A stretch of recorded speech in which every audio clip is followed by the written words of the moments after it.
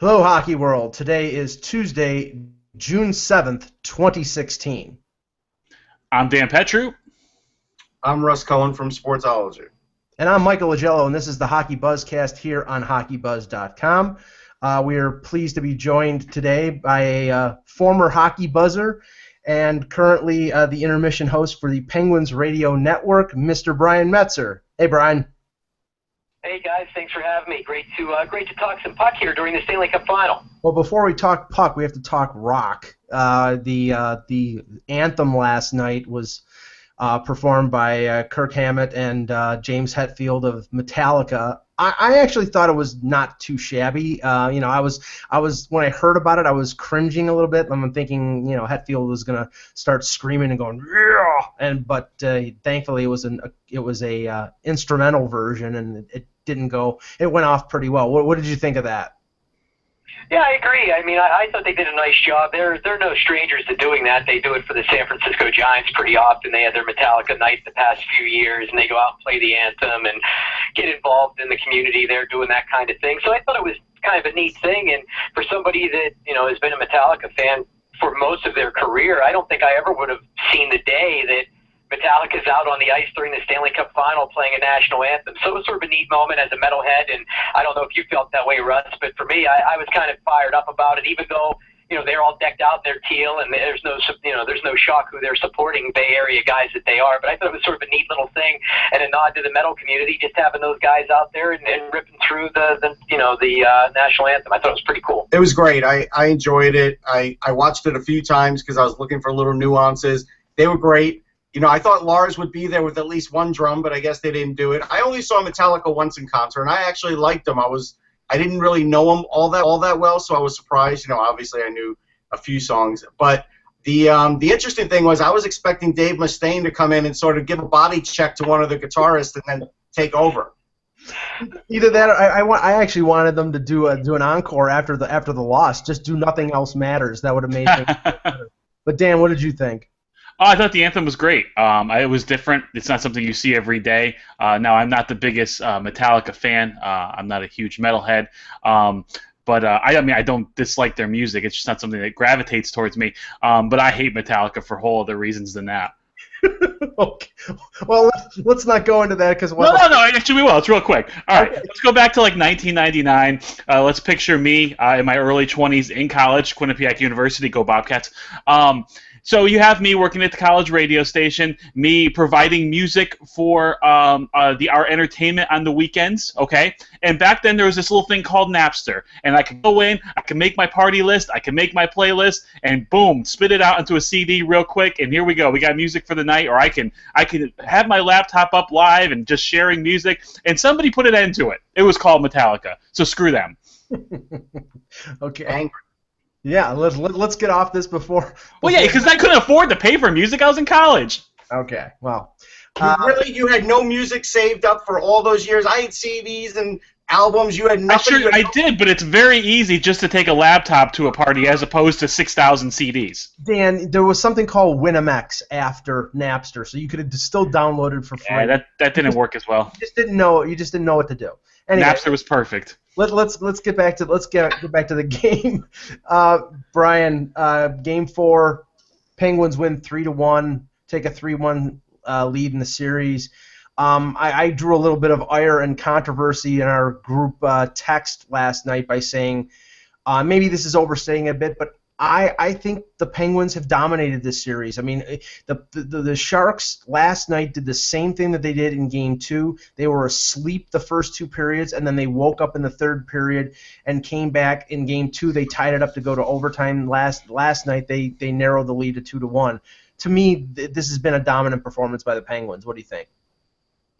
Well, I look at it that way to a certain extent. I think the Penguins have carried play for large stretches of all four games so far, but the Sharks have definitely had their pushback moments, and that's where Matt Murray has been able to be a difference maker. And I think Martin Jones probably is the biggest reason why the Penguins weren't able to take more advantage of the moments where they did have all guns a-blazing, because we've seen them still outshoot the Sharks by a significant advantage through these 4 games. And I don't know that it was a speed thing, maybe. That's what I think got the Sharks a little bit earlier in this series. They weren't necessarily up to, maybe they weren't really on board with what the Penguins were going to be able to do to them in terms of the forecheck and just pushing them back on their heels with the speed of that forward group. But generally speaking, I would agree that the Penguins have had larger stretches of the series where they've carried play. And the shame of it, if you're a Sharks fan, is the Sharks have been right there. If they've been able to get another goal or two, just even at a moment here or there throughout the series, it might be even right now. It might be 3-1 Sharks just based on how tightly contested these games were. But just passing the eye test in general in terms of looking at it as somebody who watched the Penguins all season long, I felt like they definitely carried play through larger portions of this series so far. Yeah, I'll tell you what, Metz and I talked about it. I still think the Penguins have exposed the Sharks' defense a bit. Paul Martin's not a top pairing guy, and I think now we are, or at least I look at the Sharks' top 4 and say, yeah, it's not really up to snuff to sort of cover the Penguins. It was okay to cover some of the other teams like Nashville and who don't have elite forwards, but it's not good enough for this. And to be honest, some of their older guys have slowed down. They're not playing as well as they played, at least shift to shift. You might see some good shifts every once in a while, but you're not seeing great full games out of Marlowe and Thornton anymore. You're just not. And, you know, it's funny because, like, Matt Cullen's an old guy, but he could still skate. And so at the end of the day, he's not slowing the Penguins down, but I do think some of the Sharks' age is slowing them down. Yep. I agree with you guys. I mean, Russ, that's a great point, because when you look at the way the Sharks are playing right now, I think Joe Thornton's not showing off the wheels that maybe he once had. Never that was he a burner by any means, but I think he's looked a little slow at times whenever he's not been right in the thick of things. I think a number of their forwards just haven't really been able to match his speed, but the defensive observation you made is a great point, because Paul Martin is cast right now on that top pair, and I think he's been under siege, and I don't know if it's the Penguins realizing their former teammate could be rattled if you really get on him with a strong forecheck, but he was guilty of the delay of game penalty earlier in this series, and I think that was a direct result of maybe panicking a little bit, whereas if he would have circled back around his own net or chipped it off the boards a little bit lower, that's not a situation where they give up a power play there. Not that the Penguins made them pay in that situation, but overall, that defensive core looks like they've struggled a little bit with running around, trying to chase some of those forwards. And I've probably been most, taken aback by the performance of Brent Burns. Yes, he's been great at times in terms of his offense and putting pucks to the net, but I think he's looked a little flat-footed at times, and the Penguins have been able to take advantage of him with some of those young, speedy forwards in terms of Brian Rust, Connor Sheary running around him. It almost looked like whenever they used to put the little guys in the ring against Andre the Giant. Yeah, I think the difference for me, because every game has been close, but the difference right now is the Penguins forwards and their ability to get a forecheck on the Sharks and take advantage and basically not beat up the Sharks, but quicken their decision making. And they're taking advantage of the inability of the Sharks to get the puck out of their own net, out of their own zone cleanly. It seems like the Sharks are hemmed in. They chip it out and they change. There's no transition. They're not carrying the puck enough. So then your Sharks forwards are chasing the game way too much. But the inability of the Sharks, all the defensemen, to carry it out cleanly or hit someone with an outlet pass. You're seeing it in spurts, but overall for the most of the game, it seems like the ice is tilted because the Sharks are playing catch up and chasing the Penguins. Again, I saw last night that the special teams for San Jose it came up short. They allowed the power play goal to Malkin. Their power play to me really was not effective at times. Couldn't even get it into the Pittsburgh zone. I mean, Pittsburgh shut them down in the neutral zone and didn't allow them to either dump it in or carry it over the blue line. And Brian, this is the thing. In this series, but I've noticed this at least in the last couple series. The Pittsburgh defense not only standing up at the blue line, but if a player tries to carry it into the offensive zone, their defensemen are stick checking, knocking the puck off of the opposing forwards.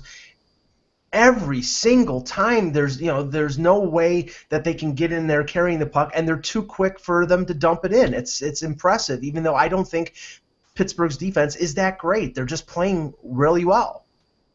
Well, the way we've looked at it here is sort of, it's almost the sum of the parts is probably better than the individuals, because when you mix and match the guys the way that they have, they've really found a way to plug and play these units and really get some quality production out of them. It goes back, in my mind, to the way that Rob Scuderi and Hal Gill, they may not have been that great individually during the 2009 Cup run, but when you put them together, they were a nice shutdown tandem. They got beaten at times by guys like Alex Ovechkin, who sometimes took them to task. But at the same time, when you put a guy like Justin Schultz with Ian Cole, you sort of have a lot of different dynamics. You have an offensive-minded guy who can move the puck with more of a stay-at-home type guy who can jump in when called upon. The same thing could be said for Lovejoy and Mata now, the way they've played in Letang and Dumoulin. They've just really complemented each other very well, whereas if you put Olli Mata in a situation where maybe he was playing with a different player earlier in these playoffs, he was a little overmatched, he was probably a little tired, not looking like himself, he was probably getting a little bit overwhelmed by the speed of the playoffs. Well, right now, for some reason, Lovejoy's covered up his deficiencies by being a guy that stays back, gets the puck up the ice very quick, just throws it to the net when he needs to, and it's just all worked very well. But the speed of their blue lines, because that's one thing, even though they're not all maybe top-notch NHL defensemen in terms of being top four type guys, they have speed, they move the puck very well, and that's sort of the way they wanted to build this team. They wanted to have upwards of 8 or 9 different defensemen that would be available to them at any given time to jump in, that could move the puck and play with speed and play Mike Sullivan's system. So that's what's worked pretty well for them, and they're great at standing guys up at the blue line, as you just pointed out, and they all have great stick work. They all get the pickle stabber in there, if you will, to quote Bob Airy, and can poke check better than a lot of different players in the league. They've really shown that off throughout the playoffs. Frustrating skilled forwards, frustrating the Sharks forwards right now, and keeping them playing in the neutral zone probably a whole lot more than they wanted to. And just to flip the script on that, I think that the biggest difference from the other games to Game 3 is the Sharks had the Penguins hemmed in a little bit more. They weren't able to get out of their zone as often or with as much speed as they had been at other times during this series. They were just chipping pucks into the neutral zone. The Sharks were collecting it and coming right back. It's almost as if the Penguins started to think, if we just chip a puck into space, our speed's going to overcome. We're going to get to those loose pucks and get on the attack, and it didn't work. And I think that cost them a little bit in Game 3, and they stopped doing it last night and got more into looking for clean reads on getting passes out of their breakout out of the zone. Yeah, and I think that helped wake Malkin up. I think the forwards are working in concert with the defensemen. There's really no forwards that are defensive liabilities on the Penguins. That's something that rarely gets talked about, but it's just something that I noticed. The other thing is I think Lovejoy is getting away with just sort of covering Marleau, and if he holds him, he goes in the box, and the Sharks' power play doesn't make him pay. And so at the end of the day, they're going to keep doing that until the Sharks can really make the Penguins pay on the power play, which they really haven't. No, when you look at them right now, they're 1 for 8 in the series. I don't think anybody would have anticipated that based on the way they came in, living and dying by their power play to a certain extent, and now they're dying by it because they've not been able to take advantage. Now, on the flip side, I think the Penguins have been a pretty disciplined group, and you can tell that the Sharks are probably looking back at that playbook by the Philadelphia Flyers in 2012.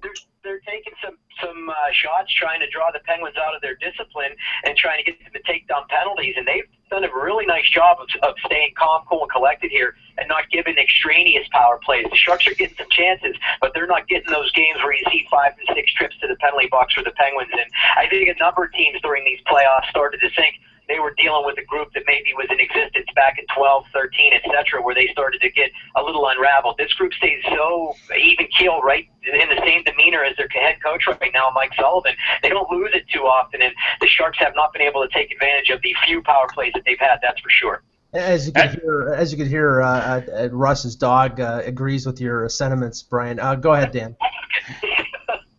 Well, yeah, I think that Metz makes a great point there. Is there's been no undisciplined penalties from the Penguins. There's been no ticky-tack penalties. There's been no stupid after the whistle penalties. There's been no penalties in the offensive zone from laziness. Everything has been almost like, okay, I'm beat. I'm going to hold you. We'll go to the penalty box and we'll kill the penalty. And I think in a series like this, in a tight series, that's the play of the Penguins. Composure. They just look more composed. And the funny thing is, with all this being said, I don't think Matt Murray's been great. I think he's been good, but I still don't think he's stood on his head. He's looked shaky short side high. He's looked a little shaky short side under his armpit. But the Sharks just can't muster enough high-quality scoring chances, I think, to really, really test them. And that's a testament to the way the Penguins forwards are playing collectively in the neutral zone and how quickly the Penguins blue liners are moving the puck out of the zone.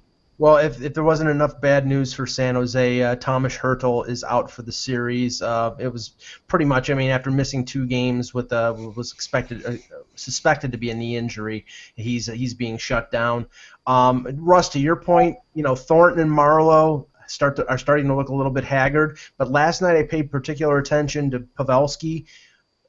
Late in the third period, he had 21 minutes. I think he had 5 shots on goal, and I hardly noticed him. I mean, he was, for that amount of time out there, he really didn't make any kind of major impact. Yeah, I don't know what's happened to Pavelski, whether he's lost in the offense, whether he's overthinking it, but he's not having that same kind of impact. And I don't know, if I'm Peter DeBoer at this point, everything's against the wall. I got to basically reshuffle the deck. I got to reshuffle some lines. I've got to try and do some things because now you're going back to Pittsburgh. They've got the last change. So maybe I'm going to, again, I always say this, and coaches never do it. They never do the Yager thing where Yager used to just hide on the bench and every once in a while just come out on a different line. Patrick Kane does it once in a while, and the Sharks might do well by doing that too with Marleau because otherwise it's too predictable. They're not, they're not generating enough offense, period. Go ahead, Brian. Russ, when you look at this situation, they have not mixed up their lines near enough, and the Penguins getting that matchup or getting the matchups that they won on home ice, that worked pretty well through Game 1 and Game 2. So I think that Peter DeBoer is going to have his hands full here if he doesn't find a way to get his superstars freed up. I think that one thing, and I'm curious for your guys' take on this, when the Sharks are getting quality scoring opportunities, I think they're almost focused too much on trying to go high on Matt Murray, and they're missing the net. Yes. You would just put a quality shot on net, maybe even try and go low every once in a while. You'd probably catch him off guard because he's overthinking it a little bit now too, I think, because he knows they're going to try and go high. He either gets a shoulder on it or they miss the net instead of hitting that spot where they're trying to hit. Marlowe's not been able to get pucks into that area, but Couture's had a chance where he shoots over. Pavelski shot over. You even saw it from Nick Spaulding trying to go high on him, and he hit the crossbar last night. So maybe just try something a little different, and they get rewarded for it. You could generally get Murray really moving on a wraparound, and I'm not seeing enough of those from San Jose where I saw them early in the series. I haven't seen them lately. And the worst goal that he let in the entire series, maybe in the entire playoffs, was the goal by Joel Ward, and that was not a high shot. It was low in between the glove and the pad. So maybe they have to mix it up a little bit. But they're running out of time, and now Game 5 is on Thursday. Now the Cup will be in the building unless Phil Pritchard loses his way or gets caught in a storm. They'll wait though, Mike. The Cup will only be in the building if Pittsburgh has the lead after 2, or if they have like a 2-goal lead after 1. Right. It'll be a Permani brothers for the beginning of the game. Right. Yeah. So it's not going to be like the '86 Red Sox. They wait. Phil waits in the hotel until it seems like there's a chance, and I've seen him literally go into the building, and then all of a sudden it goes the other way, and the team that was going to clinch is losing 4-2, and he just packs up and leaves. Like it's like he never was there. Well, let's assume that the cup will be very close, and so will the Conn Smythe Trophy. And right now, I've put together a list of 3 players who I think are the 3 leading candidates for the Conn Smythe. And Brian, for you first, to my estimation, it's either going to be Sidney Crosby, Matt Murray, or Phil Kessel. If you had to pick right now, who would you pick? Well, I think based on the way things have gone in the final, and I know the points aren't necessarily there, but Sidney Crosby has probably swayed voters enough with his performance in the Stanley Cup final. He's still right up there next to Phil Kessel in terms of points. He's really he's had an up and down playoff overall, but generally speaking, I think he's done it on this stage. He did it early in the playoffs, and he did it at times throughout. Probably enough to sway everybody, but those 3 names are definitely on the short list. And I think that Nick Bonino may even be a dark horse candidate to get some votes from a couple people. But Sidney Crosby right now, this is a legacy-defining playoff run for he and Evgeny Malkin. I think if they end up winning this Stanley Cup, which it looks like they might, you don't want to get too far ahead of yourselves. I mean, anything can happen, but I think Sidney Crosby ends up being the Conn Smythe Trophy winner when this is all said and done. I go Kessel because early in the playoffs when Crosby wasn't doing it, Kessel was, and he's been consistent throughout. And so I My feeling is Phil Kessel because, at the end of the day, if they didn't have Phil Kessel on this team, he's probably the difference maker that, they were hoping for when they traded for him. If they didn't have him, they probably wouldn't win the Stanley Cup, and now they have a chance. Damn. Yeah, I think for me, the Conn Smythe is the trophy for the entire duration of the playoffs, and I just think the most level player, the one who's the most noticeable every night, has been Phil Kessel. So for me, Phil Kessel's Conn Smythe winner. Well, Mets, we've seen a number of things put in the Stanley Cup. Beer, champagne. I think we're going to have hot dogs, and we're wondering whether the Conn Smythe Trophy will be used to disperse condiments. So I think Phil Kessel will win the Conn Smythe Trophy. I gotta say, Mike, you're like every one of these Toronto guys, He is. He is a Toronto guy. Like, he covers them, but I mean, come on, he's a New Yorker, generally, not the city, but almost New York. I always laugh though because all throughout this season, I knew it was maybe once a week, twice a week, I could count on a hot dog text from Mike Agello because he would just hammer Phil Kessel. And for me, I would be just fine if Phil Kessel wins the Conn Smythe. I just wanted to say because it will be fun to watch Toronto burn to the ground.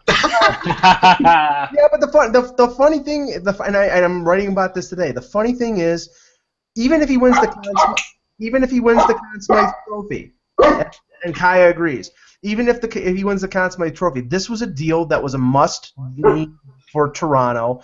It was a now deal for Pittsburgh because their core group of Crosby, Malkin, Letang, Fleury were all in their late 20s or early 30s. They needed to win now, and Toronto needed to lose now, and they could not finish 30th if they had Phil Kessel scoring 30 goals in their lineup. So to me, they got a couple good prospects, a first-round pick, and they got rid of Phil Kessel off of who was a lightning rod for controversy in Toronto, and he goes and he's on the precipice of winning a Stanley Cup. So I think everybody's happy. There are probably some people who hate Phil Kessel in Toronto. I don't particularly hate him. I just love making fun of him. That's all.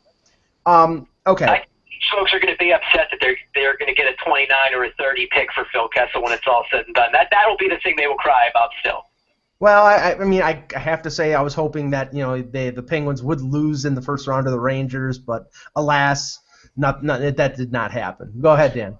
Oh, I think too, with the more important thing about that pick, whether it's 29 or 30th, with all the second-round picks you have, that's an easy package to move up 10, 12 spots if you need to, and that's what the Leafs are looking for here. They got flexibility throughout that draft to move up and draft players that they target. Yeah, I mean, the Leafs have 12 picks in this draft. They have 28 picks in the next 3 years, so they're chock full of picks. Yeah, they've got 12 picks, and Carolina's got 7 in the top 75. So Wow. For a while, it's just going to be like, Carolina, you go. Okay, Toronto, you go. You mean Vegas? Yeah. Well, yeah. good segue here because I mean. That's what I do. Yes. Because yesterday, we were discussing the whole Vegas situation, and it broke in the afternoon a little story from Gary Lawless from TSN regarding an amount of $300 million that supposedly the Carolina Hurricanes had tapped from the NHL's emergency fund, I guess they call it. And then about an hour before game time, it started coming up that there's the potential of the Carolina Hurricanes being sold and moved to Vegas, and that expansion would not happen in Vegas. Now, we don't know what's happening right now because the Board of Governors meeting is going on, I guess, in New York. They're talking about expansion. There's a decision that's going to be made. But Brian, you first. I mean, what kind of feel are you getting here? Do you think it's going to go expansion? Do you think that this Carolina situation is tenuous and that they may move? What do you think? Well, it's just a weird situation overall when you look at this. I mean, I go all the way back to whenever the change happened with Jim Rutherford, and then he brought one of the Carmana's sons with him to Pittsburgh and all of this, and I just thought that was strange that the sons and the fathers were having a falling out. So you knew there was some kind of issue there. You also knew there was money issues there for many years, even though it seemed like they have a rabid fan base that they've worked hard to build, at least those diehards down there. So I think it's going to be just a shame if they leave because those folks, I mean, we all got to spend time around them and with the All-Star game in Raleigh. That was a neat environment, watching the cookouts and all of that. And I know there'd be a ton of heartbroken people if they lose the team. But you now have this family feud going on. You hear these money rumors popping up from legitimate sources in Canada and elsewhere. So it does seem like there's definitely some smoke or some fire to this smoke that we're starting to see around this situation. And I was probably sold on Vegas as an expansion market. And really, I don't think that they would mind too much if they could just pop a team in there and then still get two of the other markets that they were looking at in terms of expansion before it's all said and done. Relocate somebody now, get that done, get Vegas a team, have them, have an already viable franchise with a whole lot of talent on the way. Go there, maybe build a bigger footprint out in the desert, and then you can still focus on taking a little bit more time to make the expansion decision, because it seems like for as much as we've heard about it now for upwards of 2 years, they're not quite ready to commit to any of the markets overall. I mean, every time that you hear talk about it, they're like, well, we have to have another meeting. We have to push this back another couple months. We'll have a determination this summer or before the end of the calendar year, et cetera, et cetera. So this would give them an easy out to fix one market by moving them and then take a little bit longer for expansion. Well, Brian, we really appreciate you coming on the show. We got Eck wanting to get in here. Apparently, he's got some breaking news. We'll definitely want to get you on after the end of the Stanley Cup, before the draft, and we know we're gonna all see you in Buffalo and have maybe a few beverages. Hey, I'll see him Thursday. Oh, okay. Now, speak for yourself. Jeez. But Brian, thank you very much for being on the show. Going in my city, it's awesome. But yes, thanks, Mike. Thanks, Dan. Thanks, everybody. I'll talk with you boys soon, and tell the great E-Man I said. Will do. Thanks, Brian.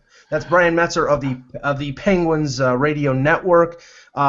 Eck is contacting, or Russ is contacting Eck right now. We're sort of doing this sort of on the fly. Dan. That's a different show. Yeah, exactly. You want me to comment on the Hurricanes and moving? Yeah, well, you have a unique perspective here, because I was saying last night that I don't expect you to have any kind of sympathy for Carolina based on the fact that they stole that team from Hartford. But what do you think? Yeah, they made 17-year-old Dan Petru cry at the last Whaler game he went to. All right, so hold on. All right, hold on. Okay, let this breathe a little. You know, there was actually words to this song for the Junior Whalers. I'm not going to sing it. No one wants to hear that. Please. No. Brian Burke's favorite song. Go. Brian Burke yelled at me when I was a shocker. But yeah, he did. Real quick, we were in the West Farms Mall. It was an autograph signing. It was Brian Burke was just named GM. It was Patrick Poulin and Michael Nylander and Brian Burke, and I wore a Charlotte Hornets hat to this signing, and he yelled at me for wearing a Charlotte Hornets hat. I said maybe if the Whalers would win a game, I could afford to buy a Whalers hat. Patrick. So even back then, teenager Dan Petru was a bit of a wise ass as well. But look, no, I do feel bad for the fans that do support this team. I just don't think it's a viable market. And if that story is true, and the league has had to bail them out with $300 million, why would the league want to keep trying to force a market that isn't working? Where if they move it somewhere else, it's going to be viable, at least in the short term. I don't know. We have Eck here, but let me just say quickly, we don't know what's going on with the situation. It was right. Came out last night, and Eck talked to some people last night, and pretty much shot down. But Eck, what do you have to contribute to this discussion about Carolina and Vegas? Hey, how you doing? I can hear you guys pretty well, but I want to make sure this is the latest that I've gotten. That's pretty interesting. First of all, Vegas is definitely happening. Of course, not really news, but and I don't know what's happened over the last hour because I've been in security lines here at the airport. But one owner actually said to me, were it not to happen now, it would be like telling a kid you were canceling Christmas for the owners. Another person said you can't put $500 million in front of these guys and just take it away at this point. It's definitely an expansion team. It's definitely not a relocation. There is a backup plan in place for Carolina, and a very prominent business owner in the area. So if Carmanis and those guys can't get it together, this prominent business owner will take the team over and keep it in Carolina.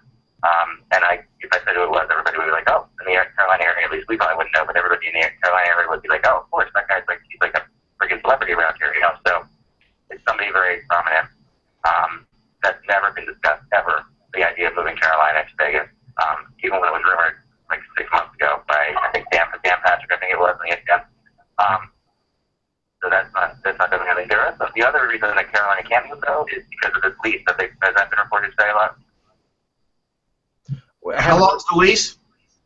The lease is incredibly long, and it's really, really terrible to get out of. And it was made that way specifically by the people in Carolina when they built the building so that you couldn't move the team. It would be the hardest lease to get out of. Someone compared almost to paying twice as much for the Carolina Hurricanes if you wanted to get them out of there. It's a crazy lease. I'll play devil's advocate, though. If a team goes bankrupt and they go belly up, a lease doesn't really mean anything then, because essentially, if they have to sell to liquidate assets, I don't know if they can hold them to a lease at that point. Yeah, it wouldn't be the. Apparently they can. I asked that question. Apparently there is a way. I mean, I know what you're saying. Like if the entity doesn't exist anymore, then they can get out of all their debt. But if that entity ever wants to exist again anywhere, any owner would then have to.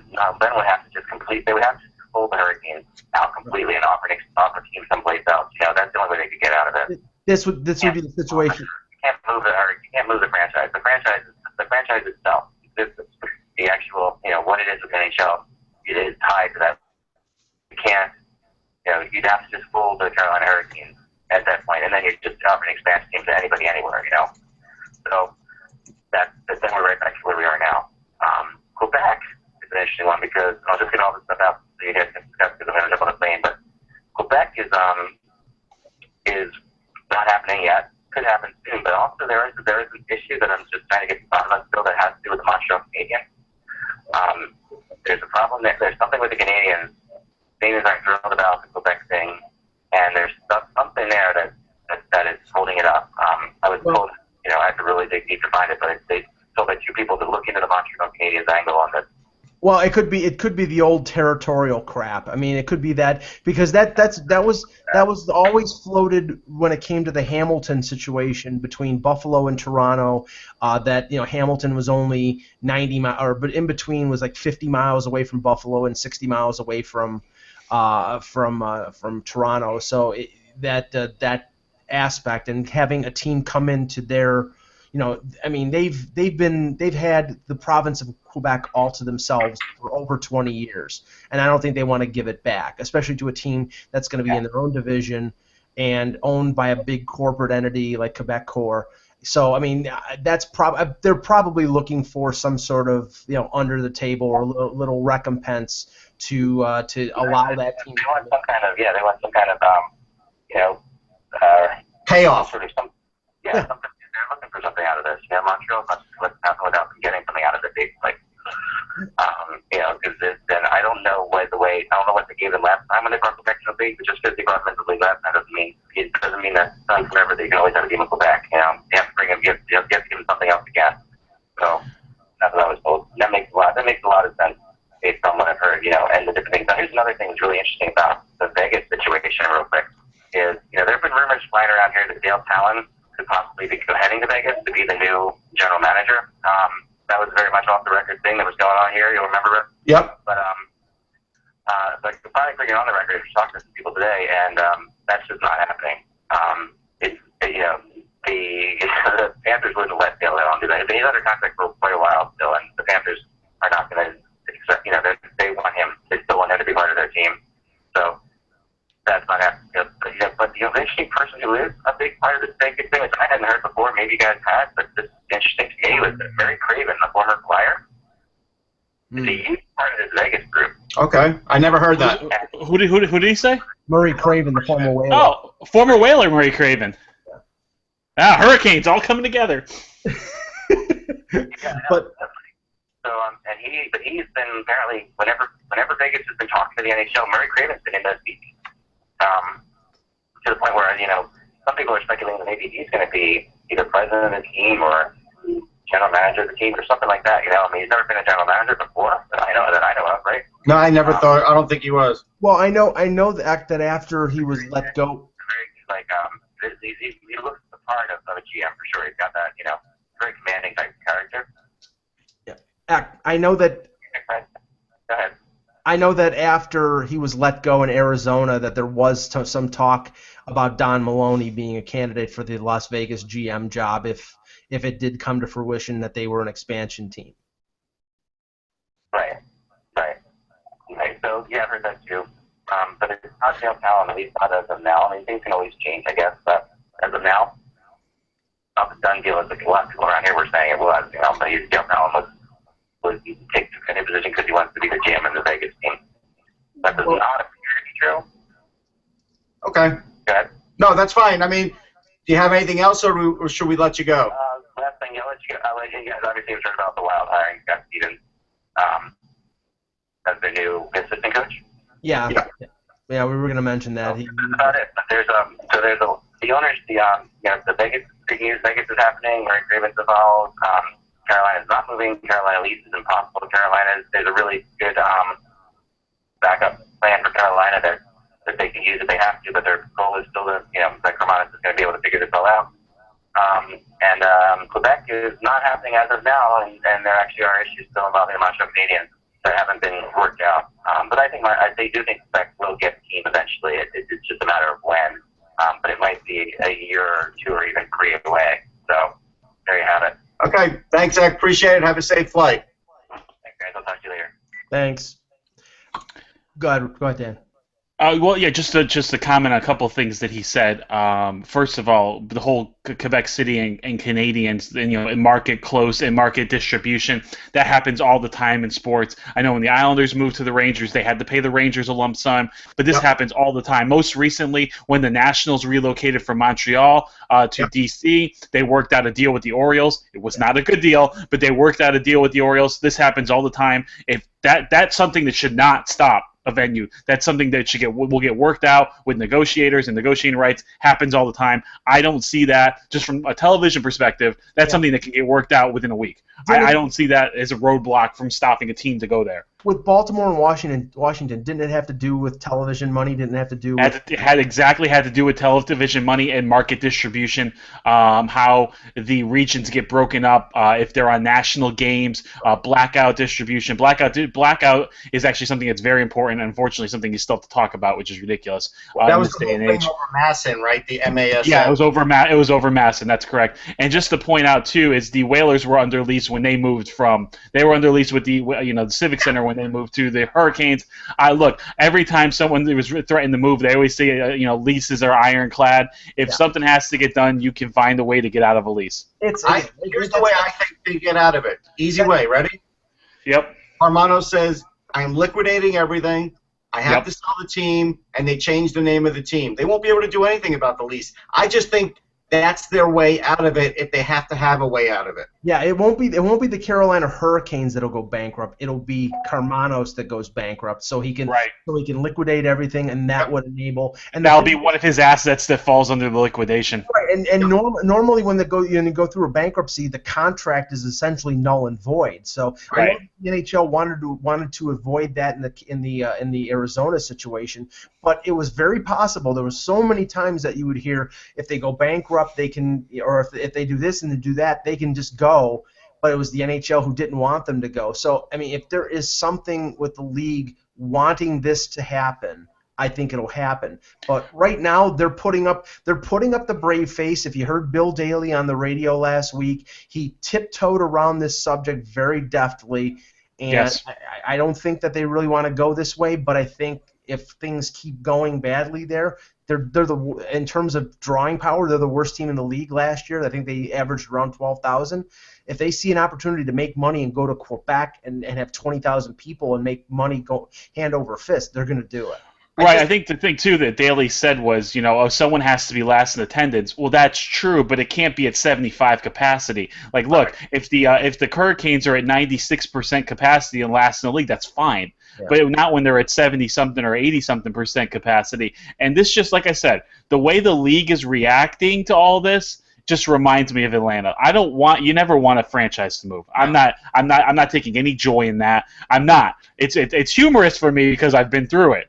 But I'm not taking any joy in the fan base losing their team. I'm not. And the league, I get the understanding. I understand the league's point of not wanting to move a franchise, especially one that's won a Stanley Cup. But at the end of the day, it's a business. And if this league is losing millions of dollars because of this franchise, they have to look at better options. Here's the funny thing. I was down there for all their Stanley Cup games. I like the fans. I love the spread they had before games, tailgating. Of course, you have. Just like football games. But at the end of the day, if you put a gun to the head of their fans, they're more football fans than they are Carolina Hurricane fans. And NC State rules there, and basketball too. And so they Panthers, fall third. Now the Panthers too. Yeah, and they fall, and so they've eroded. They're basically their attendance has eroded since their big win, and that's why I think it's possible that a Stanley Cup winner does move, because things change. And in this economy, here's the funny thing: back in the 70s and 80s, even the 90s, teams would get floated all the time, and owners wouldn't care, and they could afford it. Billionaires could afford it. Now that doesn't happen anymore. These guys can literally become broke overnight by the way things are going on, and they don't take the risks that they used to take. Well, the one thing that would have been solid, because it sounded neat and tidy when you were saying move Carolina to Vegas, because then you'd have 15 teams in the West, 15 teams in the East. The only problem is that the NHL schedule has been already made. That they're going to probably release it in the next 2 weeks. Not that they couldn't change it, Dan. But what I'm saying is you'd probably have a situation where you'd have Winnipeg in the Southeast like they did a few years ago, and when they moved it from Atlanta, and then you'd have Las Vegas probably logging the most flight time in the entire NHL for a year until they adjusted the schedule. But the one thing is, but people don't realize it's that $500 million. The league is $500 million.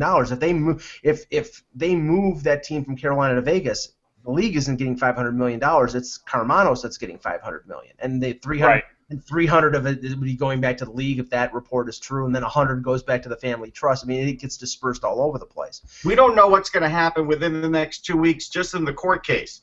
If there's a judge that decides, hey, this is not fair, the kids should get their money back, and Carmanos doesn't have a way of giving it instantly back to them, then the team's going to get sold one way or the other, because the court's going to pretty much mandate it.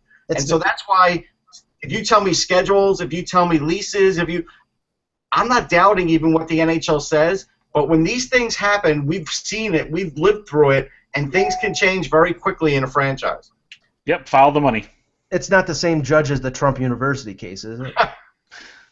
Well, no, it's like, that's the thing. It's you can't waive $16 million per owner and then just take that carrot away that easily. Yeah. Obviously, owners are going to be pretty ticked off about that. Now, there was a report on RDS earlier this morning, and it's consistent with the Board of Governors approving Vegas. They even provide a date of when the expansion draft would be, which would be June 20th, 2017, and that they will go into the Pacific Division with the California teams. Vancouver. I mean, that makes the most sense. That's the simplest of the possibilities. Is that it's just going to be the expansion team. It's just going to be there'll be an expansion draft next summer, and then you're going to. I think once but this Carolina thing is going to hang on. Like, in other words, it rolls into next season. Yeah. What's going to happen is the NHL is going to continue to fund it. They're going to continue to lose money. Yep. They're going to continue. Try and find an owner, and it's not going to be a great situation. Again, I feel bad for Ron Francis and the staff, because they probably don't know what they can do. They probably don't know how much exactly they can spend. They're probably going to get that information very soon as to what they can do, and that's going to affect the team. And it's almost like they're a lame duck franchise. Even though they're not officially a lame duck franchise, it might feel that way, and your attendance could plummet even more. You could be looking at 6,000-7,000 fans at a home game there. Right, and could this be the reason why a guy? I mean, we understand Eric Stahl is declining in his career, but could this be one of the reasons why there's no possibility, no hint that he's going back to Carolina, because that franchise right now is so tenuous? Well, money they might not be, and they might not be able to take on salary either. I'm sure they're going to have a set budget. I'm sure of it. Okay, well, a couple things here, because we were going to talk about this with Brian, but he had to leave. The Marc-Andre Fleury situation now. I mean, Murray seems to be, he's a candidate for the Conn Smythe. He's going to be their starter next year. The question whether 3 years left, $5.5 million, whether Pittsburgh can even get equal value for him, or whether they'll even trade him, whether they'll just hold on to him and maybe let him go, expose him in the expansion draft. I mean, I'll go first. I think they'll listen to offers. Fleury didn't want to talk about it right now, so clearly it's being thought about. And I think at the end of the day is unless they get a great offer, they're just going to hold on to him because most teams need 2 goalies now, and they could start next season off. And what if Matt Murray breaks his leg 3 weeks into the season? And then you got Marc-Andre Fleury. Like, there's just no reason to move this quickly. If Tristan Jarry were truly ready, then that would be pushing Fleury, but he's not truly ready. So I just don't think there's a reason to push this. And if Fleury goes through all next season, then he'll be a guy they'll dangle to, in the expansion draft. Russ, they're the most vulnerable of all the teams when it comes to the expansion draft because they've got 3 goalies. Right. I mean, Jerry is 21 or 22 years old. Had a good year in the AHL. They'll trade him. They'll trade Fleury just before the expansion draft for almost anything at that point, just so they could save Murray. Right, but they'll still be exposing Jerry too. Yeah, but they'll live with that. Like if they take Jerry, they'll live with that. But they will trade Fleury right before then, so they don't lose Murray. So somebody will get a sweetheart deal for Marc-Andre Fleury right before the expansion draft next year. I mean, if someone offers a good prospect and 2 picks for Fleury, could that be enough to go this offseason? Like if Calgary offers a good prospect and maybe a first and a third, if you're looking at that, like if the Penguins like, okay, we take that because they need to restock their farm system, and also and bigger, it gives you cap flexibility. Yeah, I mean, like we've said before, there are a number of a number of teams out there that are going to have goaltending situations that. I'll tell you what, Marc-Andre Fleury, again, if all these guys end up in Toronto, he could end up in Toronto. Right, they have the room, they have the picks, they have the prospects. It wouldn't even make a dent in Toronto's prospect pool. Nope. No, probably not. But it's a question of whether. I mean, you're talking $5.5 million. They would have to move. That's not bad. It's not that much. They would have to move Bernier. They would have to move Bernier in the deal. And they could. And that would work for a team. Wait, does Bernier have 1 year left on his deal? Yes, he's a free. That would work perfect. They sent him to Pittsburgh. Right. Yep. But it's also the thing that I think they only do that if they sign Stamkos because. Right. Yes. That's the contingency. Yes. Yes, because honestly, if they don't sign Stamkos, then I think you're still on the path of a 3 or 4 more years of rebuild. If Stamkos comes there, I think it's accelerated a little bit. Now, again, it was mentioned yesterday in passing by Nick Kyprios of Sportsnet regarding Malkin, regarding his future, and the fact that maybe Malkin will not be there after this playoff. And there was some criticism of Malkin, the way he was playing. He must be playing hurt, but he played really well last night. Had a goal in the right. Yeah, he played. And Russ, I mean, we've heard this. It's sort of like the Chicken Little sky is falling type of situation, but I actually buy it this time around because he's 28 or 20. I think he's 28 or 29 years old, or maybe even 30. I'll check while we're talking about it. But this is the time. I mean, he maybe has another year or 2 at his prime, and then he's going to start going down. This is the time to move him if you're going to move him if you're Pittsburgh. Yeah, but the problem is there's going to be a very limited market for him because of his contract, the way it is, the size of it, where he wants to go. It's not going to be easy to just deal him. He's not going to, you're not going to be able to deal him to, I don't know, Nashville easily if he doesn't want to go. Right. And so there's going to, probably be 5 teams in the end, that you can maybe really deal him to. And I think they're going to look at the return, but if it's not good enough, they don't have to do this. Yeah, it's going to have to be someplace he wants to go. Dan, how old is he? He's going to be 30 in July, and I think if this is going to have to work, the Penguins might have to eat some of that contract too. I just can't see someone taking on the 9.5 cap hit. Or take a salary back. That's right. If they're trading with Los Angeles, they're taking Dustin Brown back. Or Jeff Carter. Well, Jeff Carter. The Stanley Cup, the likelihood of a trade definitely increases. If they don't win it, I think they're going to go with the same team again. Well, the funny thing is that just before the Stanley Cup, it was announced that Lemieux and his ownership partner had pulled that team off the market. Yes. Now, I don't know if they're doing that just say, okay, they're the Stanley Cup champion, we can get more for them now, we're not going to sell, or they're becoming profitable, whatever. But now, if they're keeping them, I mean, if they were selling them, they were going to keep all their stars in place because it made the franchise more valuable. But if they're keeping the franchise, then maybe they can move some players out, and since they're staying in ownership, they can live through that. So I mean, I don't know, but I somehow buy it. I think that there's smoke. Where there's smoke, there's fire here. I think likelihood of him getting traded though is probably 55%. I couldn't put any higher on that. Go ahead, Dan. What about, I'm just going to throw this out here. This just popped in my head because we've heard some rumors about another high-priced player possibly being moved. What about Malkin for Subban? The only thing is that Subban is a lot younger. Yeah. He is. No, he is. But we all know the Canadians need a center. Yeah, and Pittsburgh needs a defenseman. Right. I mean, it's possible. I think this is just me. This is just something that just popped in my head. Like, hey, this could be a fit for both teams, almost like a Jones for Johansson kind of trade. Yeah, no. I mean, I think that's plausible. If Bergevin is truly open to the idea of trading Subban, it's going to be for offense. It's going to be for a forward, because the one thing that Montreal has not been able to do with Carey Price in goal is score enough goals to take the burden off of him. Now you can say, okay,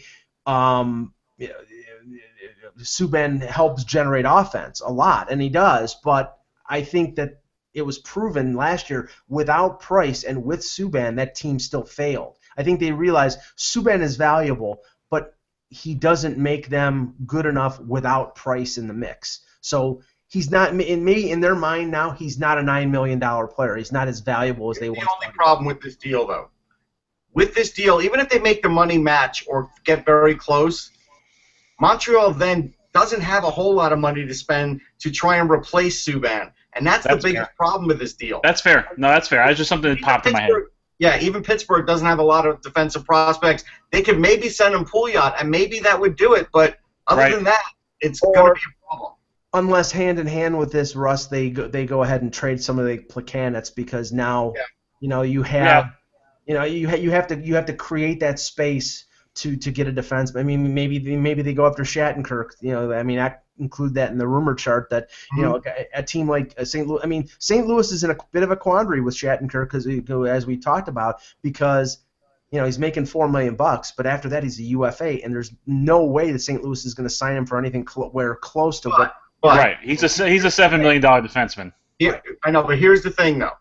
Shattenkirk doesn't have to get dealt, and Hitch is in his last season, and Armstrong may just bite the bullet on that and say, all right, we're going to let this season ride, and then we'll just trade his rights if we have to. We'll try and negotiate, but if we can't afford him, we'll just trade his rights. But they may give Hitch that one more season with him anyhow. Yeah, but you know that trading his rights gets them a third-round pick. Maybe but it's better than nothing. I mean, at the end of the day, for all we know, if the right thing happens to St. Louis, they could win the Stanley Cup next year, but they would need Shattenkirk to do that.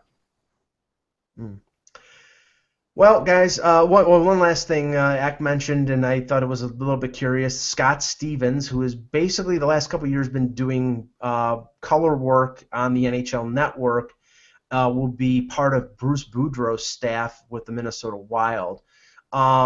I don't know, maybe this is sort of like, Bruce is the nice guy and Scott is the mean, tough guy. I don't know what. Scott's a mean guy. See, that's the funny thing. No, he's not. I've worked with him. He's quite charming. He is. He really is. And the funny thing is, you sit in the meetings next to him, and you're like, this guy's very nice. He's soft-spoken. He's very friendly, and he murdered people for a living. Right. Well, that's why I thought. And I don't know what he's different on the ice. Completely different. Right. But what he is, I'll tell you what he is. He's very analytical. And actually, that's a big loss for the NHL Network, because he was one of the few guys on there that could really break down plays and show exactly what guys should have been doing, especially defensemen, which now is very important. I thought he was really good at his job, and I think Minnesota looked at that and said, yeah, there's things we could do with Scott Stevens. Yeah, and he was basically co-coach with I think with Adam Oates in New Jersey for the last, I think it was the last year that Lou was in Jersey, or maybe. And this gives him Boudreau insurance too. It does. Yeah, I mean I don't know how realistic a head coaching candidate. I mean, I know that there was some talk about the Devils that that Stevens might be a candidate for a head coaching job, but it never really came to fruition. And I mean, I think the only reason is, I mean, Bruce Boudreau has the history and has the reputation of being a player's coach. Yes. And you would think that he would bring in somebody who could be the stern taskmaster. That's why I thought maybe that would be the role that Stevens would play. If not that, then maybe he is the more. Doesn't mean he won't be stern, but he's a nice guy. He's just not a mean. Yeah, I think he could play that role either way you want him to play it. I think he could be tough when he needs to be, but most of the time, like I said, he's quite friendly, quite soft-spoken, very laid back. Here's the thing: if you're at practice and you're effing around at practice, then you're going to see the player Scott Stevens come out. That's right. That's right. All right, guys, great show. We will be back tomorrow with, I believe, Jillian and Russ, and Eck will be back from San Jose before heading back to Pittsburgh for Game 5 on Thursday. Thanks to Brian Metzer from the Penguins Radio Network, and thanks for Eck from the San Jose Airport. For Dan Petru and Russ Cohen, I'm Michael Agello. Thanks for watching, and remember, without the buzz, it's just hockey.